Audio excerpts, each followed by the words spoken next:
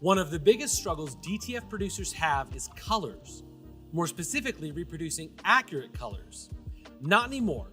With the NIX color scanner and CatLynx color profiling add-on for Digital Factory 11, you can get your DTF setup dialed in. The main benefit is obviously more accurate colors with the creation of an ICC profile.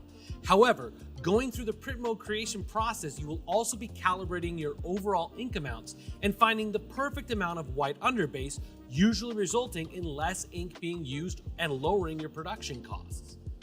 In my experience, most users are using way more ink than they need to. And I'll explain more about that as we go through this process. This video is meant to be a tutorial you can follow along with as you're dialing in your own setup. So settle in and let's get started. I'm doing this on the Mimaki TXF-300 DTF printer. If you're interested in a tutorial for a Chinese i3200 based printer, we have that linked in the description below. You will need to purchase the NIX color profiling add-on for CatLynx from our website and a NIX color scanner. I will have links to both in the description below. Make sure you set aside about 2 hours for this if this is your first time. Next, have your printer, oven, and heat press at the ready, as each step requires you to print, powder, cure, and press the test prints onto a shirt. Speaking of shirts, you'll want to create separate print modes for light or dark shirts. A white shirt will require very little white underbase, where a black shirt requires the most. And based on that, the colors will vary slightly. For this tutorial, we're going to be using a black shirt. If there's another color shirt that you print regularly, you should create a print mode and color profile for that color shirt. Start by opening Digital Factory 11 and go to the Devices menu and select Manage Print Modes. Once in the Print Mode Manager, use the Show Print Modes For drop-down list to select which printer you'll be setting up the ICC profile for. Use the Cues Available drop-down list to start with a cue. One note on the default Mimaki cues in Digital Factory: the black and white garment cues automatically knock out any black or white from the graphic. And if you've done any training with me, you know I don't love CatLynx doing graphic design work. So although I'm going to profile a black shirt, I'm going to use the dark garment cue, as this profile can be used on any darker color garment. Back in the Print Mode Manager, go to the Spectrophotometers drop-down list and select NIX Pro or NIX Mini, or Pro 2, Mini 3, depending on what you have. The remaining options, ink set, media category, manufacturer, and resolution, can all be used to narrow down the options. The search field can be used to find specific print modes. With the NIX selected, click on the Settings button. It'll be the button with the 3 dots to the right. At the top, you can install the Windows NIX driver by clicking the Install button. The installer will begin, and you'll be asked if you want to allow this app to make changes to your device. Click Yes. The installer dialog will lead you through the installation process. Once the driver is installed, you can proceed. You can set a time delay for the NIX, which is the delay between the scanning of each swatch in the reference chart you'll be printing out. The default is set for 3 seconds. You want to make sure there's time to move from swatch to swatch during the setup. Once you're done, click OK. Next, select a print mode from the list at the bottom half of the print mode dialog. Do not select a print mode that is labeled black or white, as it will skip steps in the creation process. I'm going to select DTF Superstore Dark Garment Print Mode. Click the full print mode creation icon at the top of the Print Mode Manager dialog. If you do not see these buttons, your NIX profiling add-on has not been installed properly. A dialog will appear to rename the print mode. For now, you can name it anything. We'll create the final name in the last steps at the end of this video.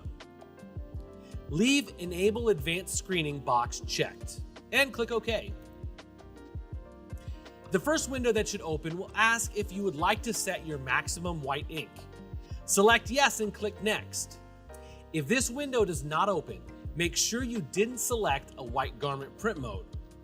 Also, some users have experienced an issue where this dialog won't appear no matter what print mode they start with. If you encounter this issue, try to update the software first and restart your computer. If that doesn't work, uninstall Digital Factory 11 and reinstall it from the most current version available on CatLynx website. The maximum white ink wizard will open. Select your page size. I prefer A3, as that makes it easier for me to lay out the test images on the shirt. You can select your own graphic to be used for the reference print, but I recommend selecting the recommended graphic, as it covers most white use situations. Finally, set the size you would like to print your graphic.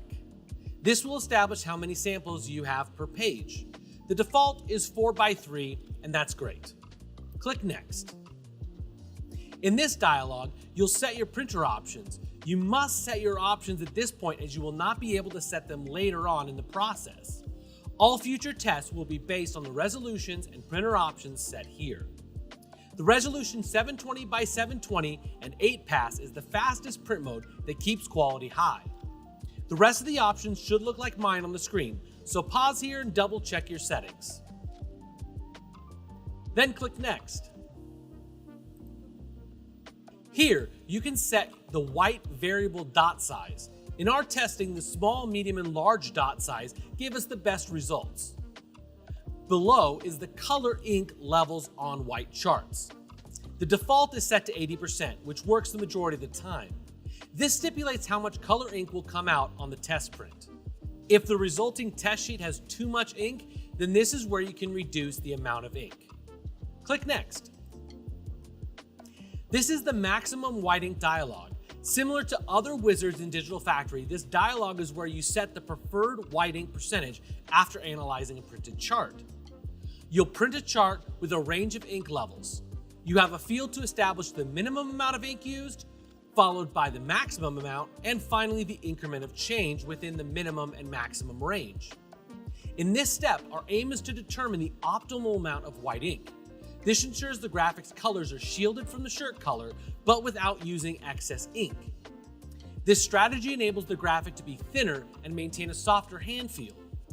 For this test, let's set our minimum amount to 50, our maximum to 85, and our increment of change to 5%. I have rarely seen a properly calibrated setup run their white ink higher than 80%. Click on the Print Max White Ink chart. After a few moments, several jobs will appear in the queue, and the chart will be built in the preview on the right. It consists of 3 red tones at 20, 80, and 50% over one swatch of white. The white in each set increases by the increment set in the chart settings, starting at 50% and going to 85%. Right-click on the job in the queue and select Print, or you can print from the icon at the top of the screen. Once the chart is printed, powder it, cure it, and press it onto your test shirt. We are going to use this one shirt for all of our tests, so arrange them to optimize the shirt's real estate. What we're looking for is the transition point from where the colors and the white starts to fade. That indicates there's not enough ink to protect the graphics. Again, we're looking to use as little white ink as necessary. After reviewing the results, put the percentage that gives you the best results into the field labeled "Enter the preferred white ink percentage from the printed chart." Sometimes it's really hard to see, but you want to start looking here and see where it starts to become super bright. Obviously, we go from 50, 55, 60, 65, 70, 75, 80, 85. And you need to make sure you're well lit. Sometimes it's going to be a very subtle difference or variation. But 85, 80 looks fine, 75, 70 looks fine, 60, 65. And sometimes the shirt makes a big difference. So if you're using a different manufacturer of shirt, it might give you differing results. So for this particular one, I kind of like the way the 60% looks. 65. Basically, you want to go from bright, bright, bright, bright, starts to dim, so then you want to go back up from that one. I hope that makes sense. But I'm going to go for 65. Also, I'm going to note later on, the 75 looks really clean on the white. The colors look good. Actually, the colors look good all the way down to 60 almost. Yeah, so I think I like 60. And then my highlight white later, I'm gonna make 70%. So for this print mode, I'm inputting 60. And click Next. You're now at the dialog to set the amount of white under black. The percentage of white under black is relative to the maximum white ink value set in the previous dialog. Therefore, if the value here is set to 50, this is 50% of the 60% preferred white ink value we've already set. There are 3 preset options. One for DTG and DTF printers, one for UV printers, and one to be set by the user. CatLynx does not recommend the third option unless you have a deep understanding of the operation of your specific printer. The stretchiness and durability of the transfer are attributed to the white ink and adhesive powder. We've found that a minimum of 25 to 30% white ink is needed to achieve satisfactory stretch and durability. If, for example, my white ink level is set at 60%, the percentage for white ink under the black should be adjusted to be around 40 or 50%. Click Finish. The Rough Ink Limits dialog now opens. Since we went through the Set Maximum White Ink dialog, this area will be grayed out since it was set earlier. We're going to start by selecting Lower Ink Amount below the Options window. Click Print Ink Chart on the left. You will then print the chart from the cues as you had before. If flooding occurs, select Flooding, use lower than A1 ink chart. What you're looking for in this step is a nice even color, no banding or flooding, and clean lines around the numbers with no bleeding. Before you powder, cure, and press it, have an idea which value you like the best, and then confirm that once it's pressed. What we're looking for on this one is where the colors are nice and bold and vibrant. And if we look at this, we can see this A1 is kind of a little faded, especially in the blue area and the green. B1 looks pretty good. C1 looks really good. So I'm gonna go with C1 on this one. Gonna select C1. The farthest right drop-down list is currently defaulted to small, medium, and large dots, which is what we want. Click Next. This is the Fine Ink Limits dialog. You have an opportunity to adjust the fine ink limits if you're close to what you need but can afford to tweak your settings a small amount. The small chart on the right will show, for information purposes only, the distribution of dot sizes being used. This varies from machine to machine. Some machines can only print 1 dot size, but 2-bit machines can print 3 dot sizes, small, medium, and large. The final step in the ink limiting process is to print out one more set of graphics. But before you do that, CatLynx recommends setting your preferred max ink level between 280 and 360. In my experience, 280 is way too low. I like to set my max ink at 320 or 340. Now go ahead and click Print Ink Chart on the left and print from the queue.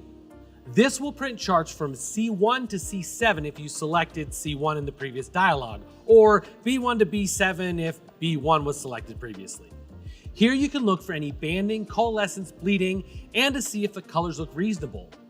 The top part of the ink chart should have rich and uniform ink with good saturation. The bottom part of the ink chart with the numbers should be clear, with little to no bleed.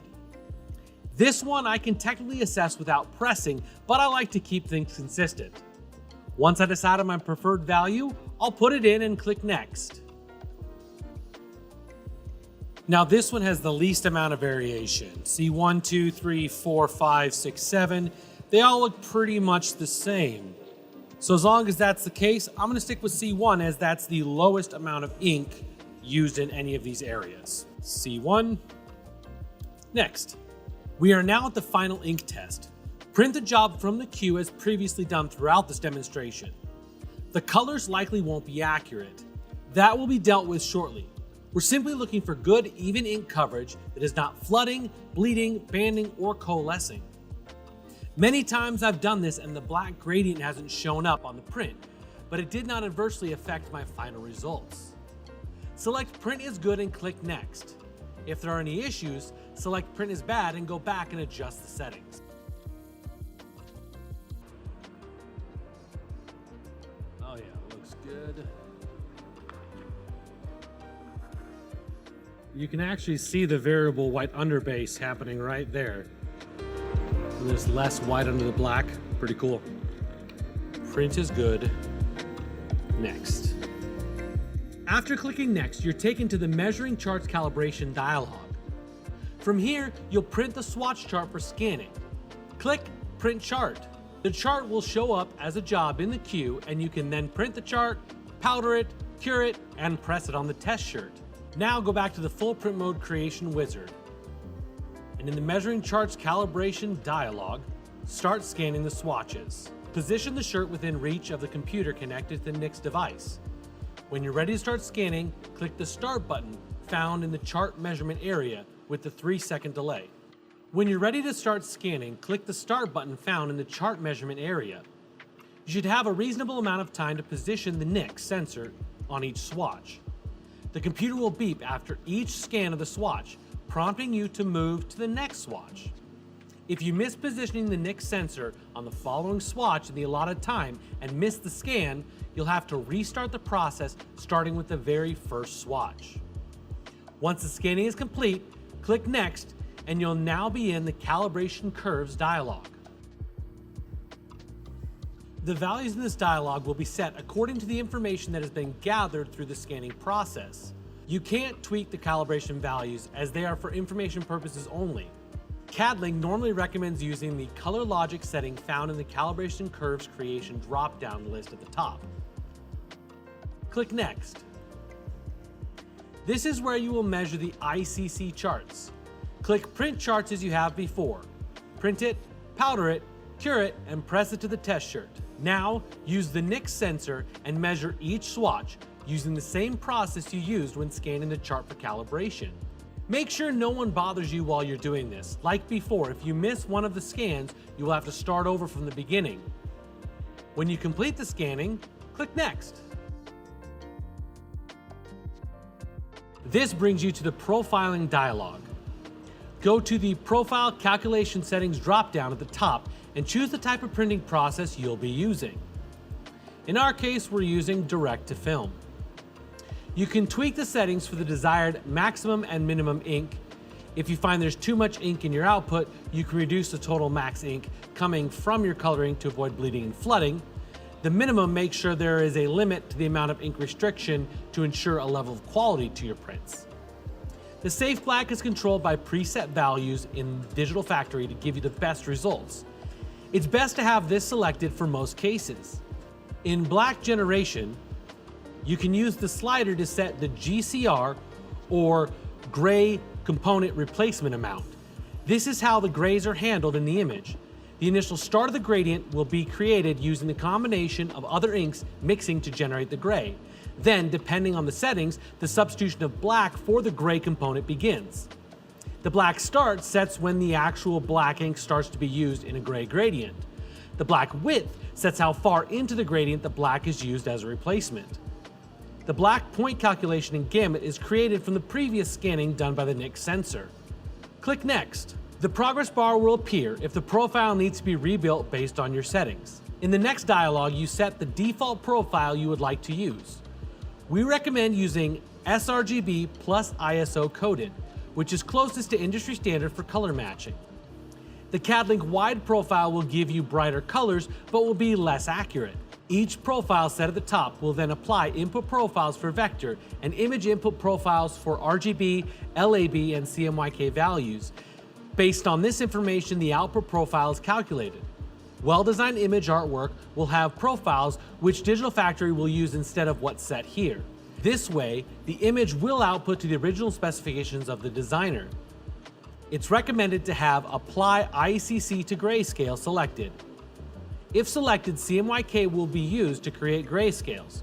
If this is not selected, grayscale will print with just black without using cyan, magenta, or yellow, and will not look dark enough in most cases. Spot color matching is an internal matching system used to emulate industry spot colors. Click Next. In this dialog, you will label your profile for different categories. You can select it from the available options in the drop-down, or you can type in your own option. For ink set, I'm going to put Mimaki TXF-300. For category, I'm going to put dark or black shirts. In media manufacturer, I'm going to put DTF Superstore V2, that's the film we used. And media description, I'm going to put the shirt. In this case, it's a UX print black garment. Click Next. The final dialog is a summary and contains information on the location of the print mode and the profile settings, as well as the spectrophotometer that was used. Click Finish. One last thing. Digital Factory 11 has an option for Underbase and Highlight White, which allows for more white ink to be used where the graphic is only white. Go to Cues, then Properties, then select Color Layer and Processing Options. Select Underbase and Highlight White. I mentioned it earlier when we were setting the white ink amount, but in my experience, adding about 10% is a good rule of thumb. Click Create Print Mode to save your new print mode. After completion, you will have a new active print mode that can be accessed from the Print Mode drop-down list in the Job tab. That's it. You've calibrated your printer, ink, and film for accurate results on a black shirt or any dark garment. Do this process again for a white shirt, as white ink levels will be significantly reduced and any other shirt color you print on a regular basis. You now have the confidence your results will be consistent. Be careful though, as some customers' computer screens' colors may be off. We still recommend printing a color swatch shirt so your customers can pick specific colors if the results aren't what they were expecting. Thanks for watching, and don't forget to subscribe to the channel so you don't miss out on more expert DTF content.